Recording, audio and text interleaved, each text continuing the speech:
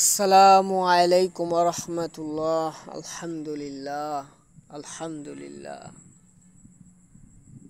আলহামদুলিল্লাহ। আল্লাহর বিশেষ মেহেরবানি এবং দয়ায় আল্লাহ পাক গভীর রাত এখন।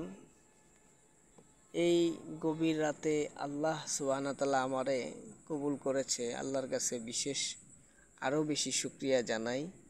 আল্লাহ এই দিনের একটা খেজমতে এবং পাহারায় আল্লাহ পাক আমারে কবুল করেছেন।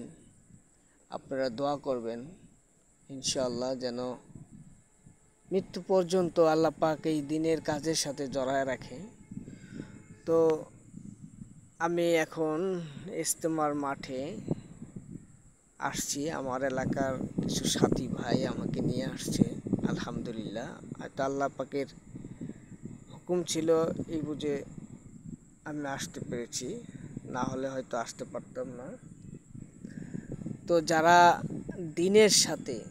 দিনকে ভালোবাসেন এবং দিনের সাথে জড়াতে চান, তাদেরকে একটা কথা বলবো যে এই সময়টা আর দেরি না করে দিনের কাজে লেগে পড়েন, দিনের সাথে চলেন।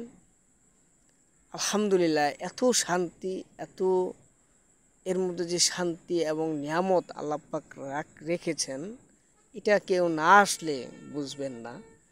তাই আপনাদের কাছে এই ভিডিওটা করলাম যে এত ভালো লাগতেছে, এত শান্তি লাগতেছে। আলহামদুলিল্লাহ, এটা বলে প্রকাশ করার মতো না। আল্লাহ পাক সবাইকে দিনের কাজে চলবার মতো আল্লাহ সবাইকে তৌফিক দান করুক। আমিন আমিন।